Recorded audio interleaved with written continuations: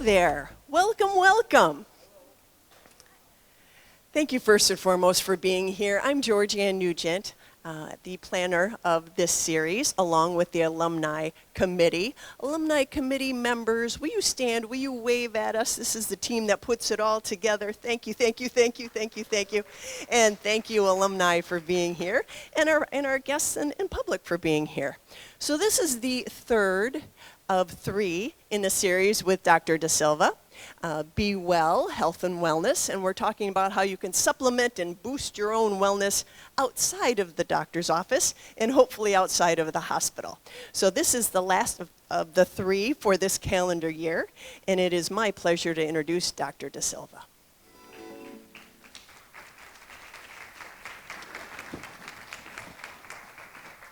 Well, good evening, everybody. Thank you very much once again, Georgianne. Thank you for allowing me once again to come and share my information with you. So, what I wanted to say a very special thank you for today. I have to stay in these lines, so I'm going to behave today. See, already I'm going out of the shot. Yesterday was my mother's birthday. She would have been 90 years old, and it was a very emotional day for me because my mother did a lot of things that a woman from Sri Lanka would normally not do. I was born in Sri Lanka, and we came to the States when I was 10 years old. My mother was 31. My mom and dad were 31. I was 10, my brother was 8, and my sister was 18 months. It was a very, if you can imagine a 10-year-old coming, just completely being transplanted and coming to this amazing country. My mother, in Sri Lanka, the women just don't work. They're home, they care for the home, it's just the culture, right? I'm sure things have changed now, 150 years later. But for my mother to go to work, and one day I remember saying to my mom, "Mom, you don't need to work." She said, "I want to work to put you through school." And she was a nurse in Sri Lanka, and that's what she did. She went to work, and when I graduated from medical school, I had zero debt. I had no debt. I had no debt in college. I had no debt in medical school, and my sister is an attorney, and my sister had no debt. So, I think about that, and as I think about our parents and how much we sacrifice and what we do, etc. My mother, at my age, she was 68 or 67, 68, had a traumatic brain injury.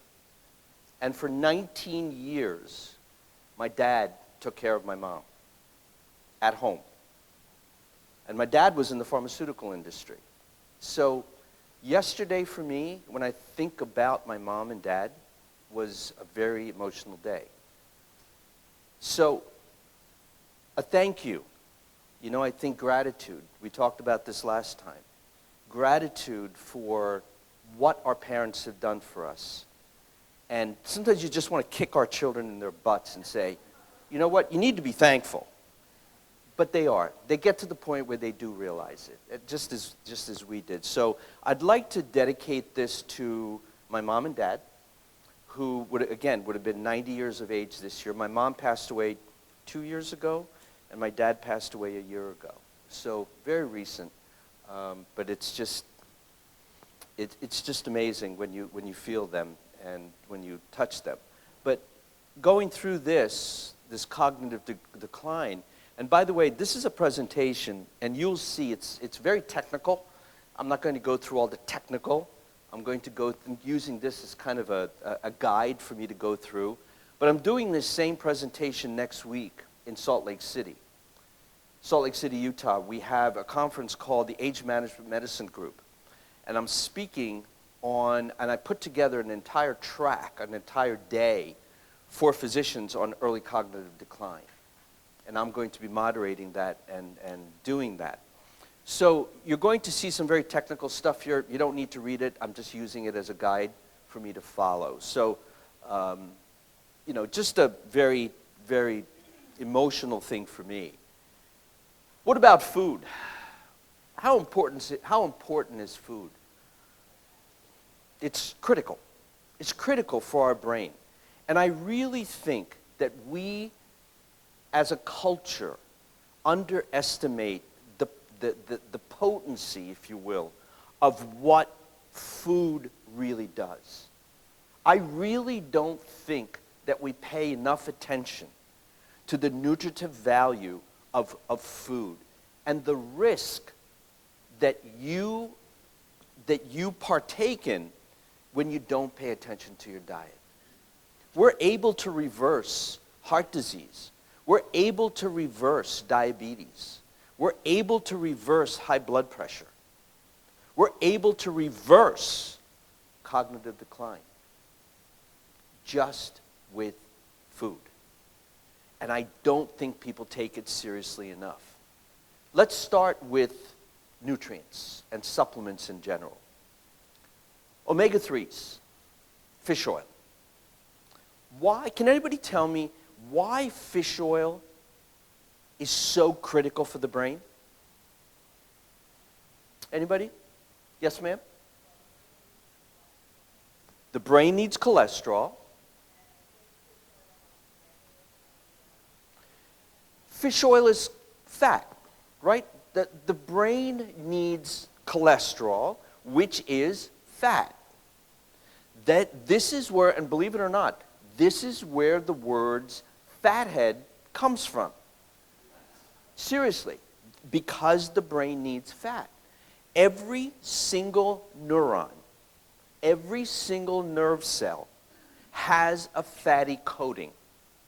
In order for the cells to communicate with each other, those neurons need to be coated in fat. If they're not, the brain short circuits. So, let me give you an example. A lot of people after a heart attack, a lot of doctors after a heart attack will give their patients cholesterol medicine. And they will drive their cholesterols to crazy levels. Below 100, total cholesterol. Below 100. Folks, what happens is, and this is very interesting, I've noticed in my practice, somebody comes out of the hospital who has been, yes, they had a heart attack, they have risk factors, whatever. They'll come in and say to me, my cardiologist told me that in about 6 to 8 weeks, in a follow-up, the question always is, how are you doing? Are you depressed? Are you anxious? Are you upset about anything? Well, yeah, I just had a heart attack. I'm going to be nervous and anxious. But some people get so nervous and anxious, and then I look at their numbers. I look at their cholesterols, and guess what? The cholesterols are below 100 because they're on 40, 80 milligrams of a statin. Your brain can't work. So what do they get next? They get an antidepressant. They get an anti-anxiolytic. Well, let me give you some Zoloft, and let me give you some Xanax. Folks, the brain is fat. If you drop that too far, you are not going to be able to think and or function. And you can see here the importance of DHA and the importance of EPA. These are found in cold water fish. I'm not telling you to go out there and eat tuna fish every day, okay? What I'm saying to you is you need cold water fish, salmon, herring, mackerel.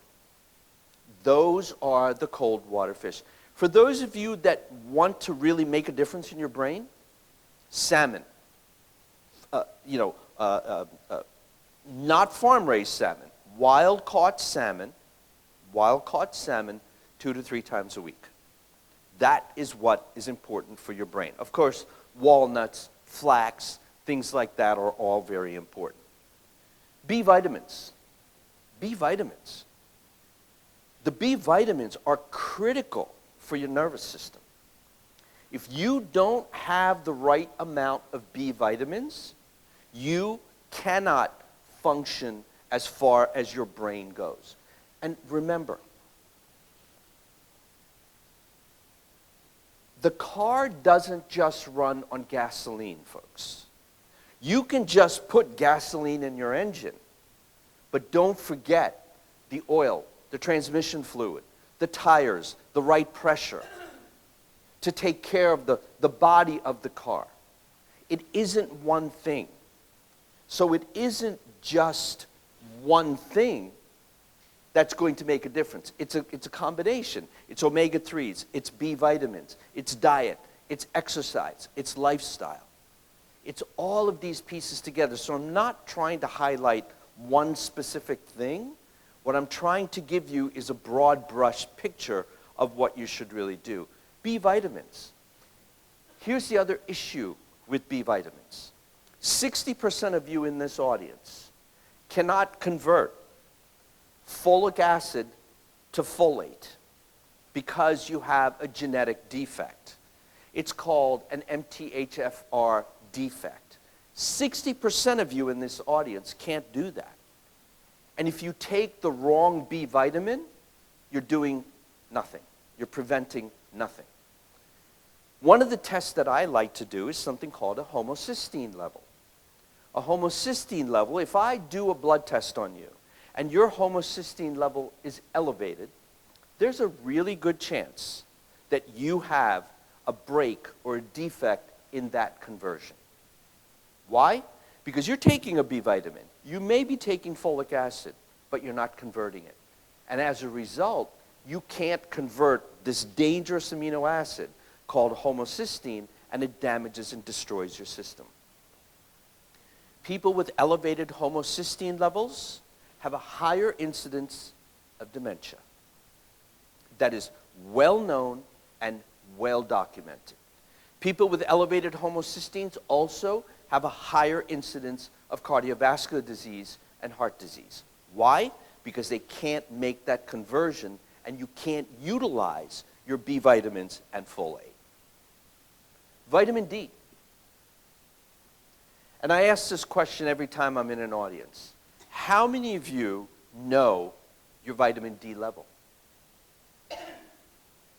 All right, there are maybe 50 people, 55 people in here, and there are probably 7 or 8 that know your levels. Folks, let me tell you something.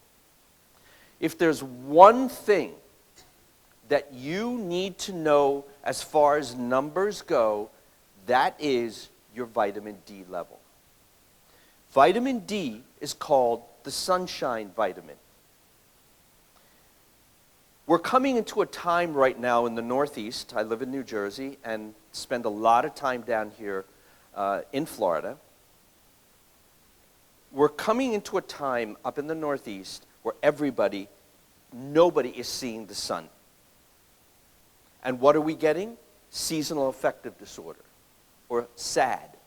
What is that? You're sad. It's seasonal affective disorder. You have no sun. The sun sets at 4:30, and everybody is miserable. That's why I come down here. That's why I'm here a lot, bothering Jackie and Angus Rogers at their home all the time. So vitamin D is critical. And how many of you go lay out into the sun? How many of you put a scad of sunblock on? You don't. You put the block on, and you're putting garbage on your system. This is another whole topic and another whole issue that we can talk about. So making sure that you have the right fuels in your engine to make, you hear that? To make that engine perform is what we want to do. It isn't just omega-3s. It's a combination of things that'll get you to that next level. So vitamin D, absolutely critical. Absolutely critical. and I mentioned this before, and I'm going to say this again for the people that may be new here. Ladies, if your vitamin D level is less than 50, you have a 6-fold greater risk of developing breast cancer. European Journal of Cancer 2005 is the reference. This is how critical vitamin D is. Vitamin D is so overlooked that it's amazing. And having adequate levels of vitamin D is critical. Along with vitamin K2. Vitamin K2 is, again, a very important nutrient for brain function. Not only for the brain, but only for the heart. Now, who can tell me where vitamin K2 is made in the body? Close. Where? Not the pancreas. It is digestive system. In the gut. In the gut. So, now, you're not eating well. You're eating bonbons and yo-yos. You're killing your flora. You're drinking too much booze. You don't have a good lifestyle. And what happens? You completely destroy the flora in your gut. And as a result, your gut cannot make one of the most critical nutrients for your body, and that's vitamin K2. This is where supplementation comes in. I'm not telling you to have breakfast with a bunch of vitamins. No. What I'm saying to you is supplementation in my book is extremely important because we don't get the right nutrients from our food. My folks were born in 1935. That was 80, 90 years ago. You would have to eat 12 bowls of spinach today to equal the iron concentration of 1 bowl of spinach from the 1930s. Our food, the density of nutrients in our food has disappeared. I was just in Dubai 4 weeks ago. I had the most amazing, I love papaya, and I was in the Dominican Republic last week. I had the most amazing papaya in the Dominican Republic. I had the most amazing watermelon. I've had mangoes in Thailand, where when you eat this mango, you need a napkin because you need to clean your face. There's so much juice in it. That's not what we get here. That's not what we get here. Because the food does not have the nutrient density that it did many years ago. And you know, right? If you grow a tomato, if you grow a cucumber, or if you grow something in your garden, it tastes very different to what you buy in the store. So just keep that in mind and making sure that you know what you're eating and what you're getting. Turmeric. Believe it or not, dementia and cognitive decline, Alzheimer's disease, is unheard of in India and in Sri Lanka. It's unheard of. Now, today, with the introduction of all of the fast food restaurants and all the garbage that they're eating and gotten away from our traditional diets, yes. But 50 years ago, unheard of. Why? One of the main things had to do with turmeric or curcumin, the yellow spice that's used in Indian cooking. Just a little tidbit for you. You've all seen the Buddhist robes, right? You've seen the robes of what they wear. Do you know how they get those robes that color? What they do is they get these huge pots and boil water. They then put a lot of turmeric or curcumin in there, and they throw the robes in. That stain is never coming out. That is never coming out. And it ends up looking like this gentleman's shirt, right? Only it's a little orangey, if you will. But that's how they dye those robes. It's with the turmeric. And it is an amazing anti-inflammatory. And again, just let me back up a little bit. Cognitive decline, disease. Disease is inflammation. If you have an inflammation, if your toe is hurting and you've got inflammation in your toe, you've got inflammation in the rest of your body, folks. It's not just in your toe. It is very well documented that if you have rheumatoid arthritis or you have an arthritis, your entire system is inflamed. And how many of you in this audience have no pain, bless you, have no pain anywhere? Okay, 2 people out of 50, 3 people. Again, inflammation is rampant, and this is what is producing disease. You have to do everything you can to get rid of that inflammation. What is inflammation? It's inflammation. The word inflammation comes from the Greek word inflamme, which means a fire. You have to put out the fire. If you want to be healthy, put the fire out. One of the best things that you can use is turmeric. Other flavonoids, berries. Berries are wonderful. Blueberries, raspberries. Anything with color is what you want. And then the carotenoids, the green leafy vegetables, are again excellent, excellent, excellent to prevent and to help settle down cognitive decline. And you can see here, flavonoids, these are fruits and berries. Turmeric is a plant, and lutein, beta-carotene, again, another plant. A plant-based diet is really what we want to go after, and that leads me to this. There's something called the mind diet.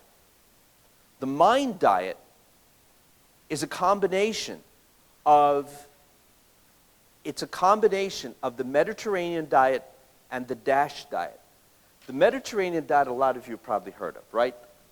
Berries, fruits, proteins in limited quantities, etc. The DASH diet is the dietary approaches to stopping hypertension. This DASH diet was put together for people with high blood pressure. What they did was, the studies that they did was a combination of the Mediterranean diet and the DASH diet, and they called it the mind diet. And the data on this, and by the way, as you can see here, every single one of my slides have references. I'm not making this stuff up. And you will see all the way through here that all of my slides have references. Because if I'm talking to a group of doctors, I have to have references. Where did I get this information from? So, the DASH diet emphasizes green leafy vegetables, berries, nuts, whole grains, fish, and olive oil. My roommate in medical school, his name was Ovledo Ciccarelli. Guess what he had every day? A shot of olive oil every day.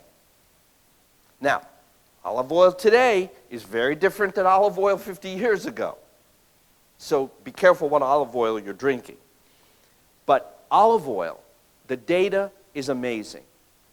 The diet, those are the studies and the evidence behind it. Again, there's plenty there. So coming back again to what you consume. What you put into that engine is what you're going to get out as far as horsepower goes. You can have an engine that is 600 horsepower, but if you're putting kerosene in the engine, you're not going to get the performance, folks. And that is what we are doing today. Think about the human body. Think about and this has always fascinated me. Think about the human body. You cut yourself. Within days, it heals. Unless you have what? You've got some kind of and I hate to say disease, a state, diabetes, whatever, that doesn't allow the healing to happen. Why? It doesn't allow the healing to happen because you have a state that you're in that doesn't allow healing to happen, i.e. diabetes. So, the idea of being optimized, taking the car in, getting the checkup done is important. Here's the other problem. A lot of people have their check engine light on. And you're putting tape over your check engine light. Oh, if I don't see it, it'll be okay. A lot of people have check engine lights on. Take the tape off, and do something about it. It's very simple. It's not that complicated. So the dietary approaches work. Here's the data. Brain autopsies found that people who had reportedly sticking to a Mediterranean or mind diet showed less evidence of Alzheimer's pathologies, including tau protein and amyloid plaque. I mean, this is data, this is research that has been out there. So again, analysis of this diet, an average of 4.5 years, people who had adhered most closely to this mind diet had a 53% reduction of Alzheimer's disease. That's half. That's pretty good. Those are pretty good odds for Vegas. Is a 50-50 chance. Substantially slowing cognitive decline. Published in 2015. But we're not paying attention to it. We're designing a bunch of drugs that's going to cost you $1,000 a pill. And and do they work? No, they don't work. What about changing your diet? You want to see the data? Here's the data. The Mediterranean diet, again, lower glucose metabolism and higher levels of beta amyloid protein. It showed that if you use this diet, if you can use and change what you eat and how you eat, it's going to make a difference. You're going to feel better. I know if I don't eat well that night, the next morning I feel, right? We've all experienced that. So make the little changes. That's all I'm asking. Prioritize whole food patterns like the MIND diet for synergistic benefits. Include omega-3s, B vitamins, vitamin D, vitamin K into your diet. Use some antioxidants, fruits, vegetables, and nuts. And exercise. How hard is this? Is this difficult? No. Then why aren't you doing it? What I'm trying to get you to do is to show you the science and do one thing. Pick one thing on this list. Pick one thing on this list. I don't care what it is, and do it. Take a B vitamin, take an omega-3, exercise a little bit more, pay attention to your diet. You want to do all 4 or 5? Great. But pick one and do it. Because then, when you start to feel better, you're going to want to do more. And that's the way this works. That's the way this works. Hormones. I'm a huge fan, I'm a huge proponent of hormones. Bioidentical hormones. It's called BHRT. I personally have been on testosterone for probably 10 years now. I don't know that I could function without it. I'm almost 70, and I love it. I love it. I can do whatever it is. A lot of my colleagues that were in residency with me, etc., they're all retiring. And I tell people this all the time. I was in the, and I get this all the time from the guys, the people in the hospital. Derrick, when are you retiring? And do what? And do what? I can only play so much tennis and pickleball. Okay, I'll play golf. But I don't want to retire. I love what I do. And I am going to keep doing it. I'll retire when I drop over. That's when I'm done. But hormones, a huge piece of this. So, there's a critical need to understand that this is a modifiable risk for cognitive decline. Estrogen, ladies, when you hit that age of menopause, You had hot flashes. You couldn't think. Your brain wasn't working. You couldn't function. You were depressed. You were anxious. That is not a fun place to be.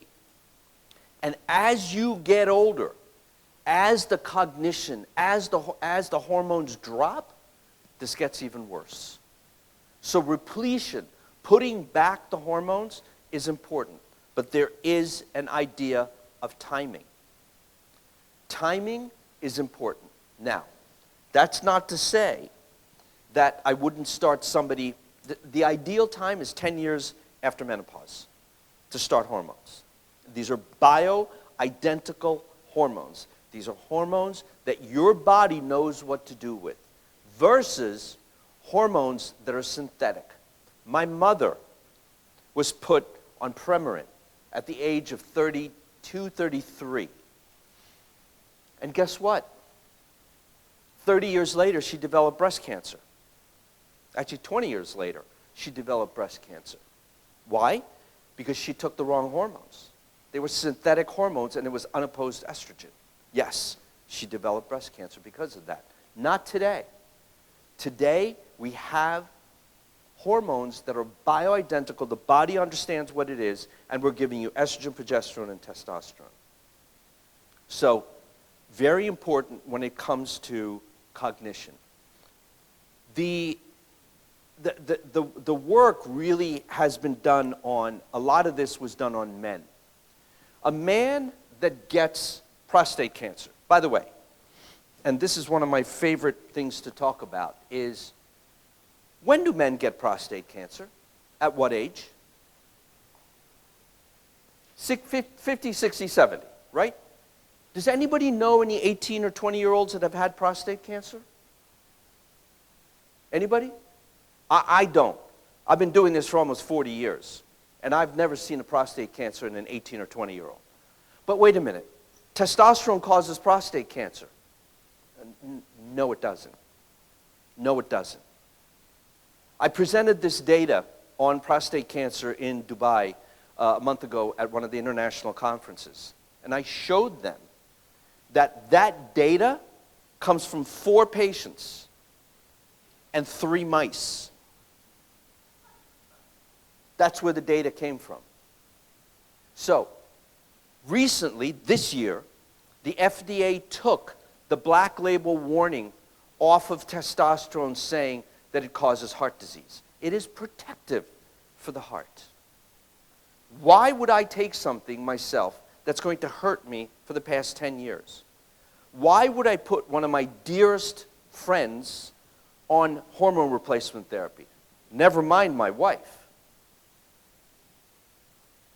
You know, if I wanted to, don't tell her. Don't you say anything to her, Jackie. I would have put her on synthetic hormones. She'd be dead by now. Bioidentical hormones, folks, for men and women, critical, critical, critical. Men who's dropped their testosterone after prostate cancer, they end up dying of cognitive decline. Because when you block testosterone, you accelerate cognitive decline. And here's the data. There was a meta-analysis done. They did a retrospective analysis, 2025, suggests that androgen therapy may improve executive function, meaning testosterone, will improve executive function, and in these men, overall, better outcomes. Thyroid disease. One of the workups that I do for people that come in to see me and say, you know what, I'm having issues with memory, is the thyroid. You cannot function with an underactive thyroid. Do you know what the whole infertility thing with women is today? Young girls, it has to do with an underactive thyroid. If you have an underactive thyroid, you cannot get pregnant. If you do, you cannot carry that baby. Do you know how many women that I've said, I've been to fertility doctors and they say, there's nothing I can do. Let me fix your thyroid. And they get pregnant. It's amazing. It's amazing. So the thyroid is another one of those very important things that we have to do. Insulin is poison. Insulin is absolute poison. Elevated insulin levels are poison. If you need it and you're diabetic, great, no problem. But if your insulin levels are elevated, and I measure insulin levels on my patients, and if they're elevated, you've got a problem. Insulin cognitive decline, again, there are other markers that we can look at. And there's no magic bullet.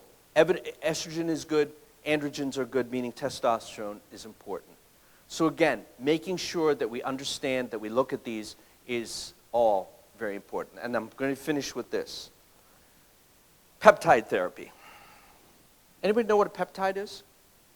What's a peptide? A peptide is a sequence of amino acids. A peptide is a sequence of amino acids. Insulin is a peptide. It's a sequence of amino acids. We can put together those sequences of amino acids today to decrease inflammation, to improve cognition, and to improve levels in your body that are normal and natural. These are non-toxic. It's a therapeutic avenue, that's highly specific, non-toxic, and targets certain biologic pathways. So, at this meeting next week, one of my colleagues who I know very well, in fact, we had dinner last week, it was here in Orlando. He has a patient that he's going to be presenting that he completely reversed cognitive decline with a combination of diet, supplements, hormones, and peptides. It's possible. It is absolutely possible. And there are very specific peptides that are neuroprotective, that regrow the neurons, that improve the synapses, and improve the ability of these nerves to talk to each other. They do readily cross the blood-brain barrier, which is what we want, because we want it to work in the nervous system. And again, NAD is one of them. I think a lot of you may have heard of NAD. NAD is a peptide that is a cellular energy peptide. Folks, what happens here is this. Your body runs out of energy. You're running out of fuel. If you can keep filling up the gas tank, you're going to function very well. What's the difference between an 8-year-old and an 80-year-old? Is energy. It's cellular energy. Have you ever heard people say, I wish we could bottle that? I wish we could bottle that energy. Well, we can. We can. And we have a variety of ways to do that today. NAD is one of them. Now, let me back up. It isn't the magic bullet, all right? Because you can take all the NAD in the world you want, and if you're going home and eating bonbons and yo-yos, it ain't happening. And when I say things like that, it ain't happening, I always think of my mother in the audience standing there with something going, don't talk like that. It's not the right grammar. My mother was very particular in how we were able to talk and how we should talk. But anyway, there are all kinds of things, and I just want to show you some of these. But NAD, the studies and the data, and Parkinson's disease, ALS, vascular dementia, these are all energy deficient states that we have. BPC 157. BPC 157 is produced in the gut. It's a gut peptide. What does it do? Reduces inflammation. It's an anti-inflammatory peptide. If you've got gut problems, you've got joint problems, you've got brain problems, it also improves blood flow. So BPC has all kinds of anti-inflammatory properties. Again, extremely safe. No issues with it at all. Again, these are some of the benefits of BPC. I don't need to read all of that to you. Epithalone is another one of those, geroprotective. It's an endocrine effect, anti-mutagenic, meaning it is phenomenal for the nervous system. And these are some of the peptides. This is cutting edge, okay? Your average doctor is not doing this, folks. Your family practitioner is not doing this, guaranteed. This is cutting edge, and this is what I wanted to present to you. That's what Georgianne and Erin wanted me to talk to you about. What are some of the cutting edge things that you can do? But epithalone, essentially, it slows down the clock. It can rewind cellular aging. Now, I'm going to tell you one other thing that's going to freak you out. We are getting to the point, and I was on a call today with a group of physicians, and I won't say any names because you'll know all of them, that one of the doctors from Italy was talking about, we can take your genetics and we can modify your epigenetics. We can add substances to you. And again, this is maybe far out for you, that we can really slow down your aging process by making certain modifications to the epigenetic. What's epigenetics? Environmental factors that have affected your genetics. Why do some people smoke 2 packs of cigarettes a day and never get lung cancer? And other people are exposed to it and end up getting lung cancer. Why? It has to do with the switch. Your genetic switch is what gives you disease. Your switch is very different than my switch. Why? Because of your genetics. And your switch from your wife is very different than yours. Again, because your genetics are different. So these are things that are coming in the future that we are going to be able to modify to improve aging. But the bottom line is improving health span versus lifespan. I want your health span to be optimized because your health span and lifespan have got to be like this. I don't want you to live to 90 and be unhealthy from 70. What good is that, right? So we have to bring them together. And these are some of the techniques. MOTS-C is another one of my favorites. It's a mitochondrial agent that rebuilds energy, that gives your cells energy. This is brand new. This was just approved by the FDA for cellular energy. And again, this is just for the doctors. I wanted to show them what we can do. And these are some of the pairings that I've put together of what peptides will go with what supplements that work synergistically. And that's what this is about, is everything working together. And this is another one. And in summary, folks, aging is a very complex process. And when I say aging, I'm talking about aging and also the idea of the brain function. It is a very complex process.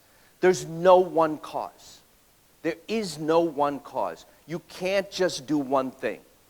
It's a combination of things. It's genetics, epigenetics, and again, my solutions, be a good person, genetic testing, know where you are, do some peptides, and that's it. So I appreciate your time. Georgianne, thank you for the ability to share this information. Folks, stay tuned. There's so much new coming. It's unbelievable. Thank you. God bless.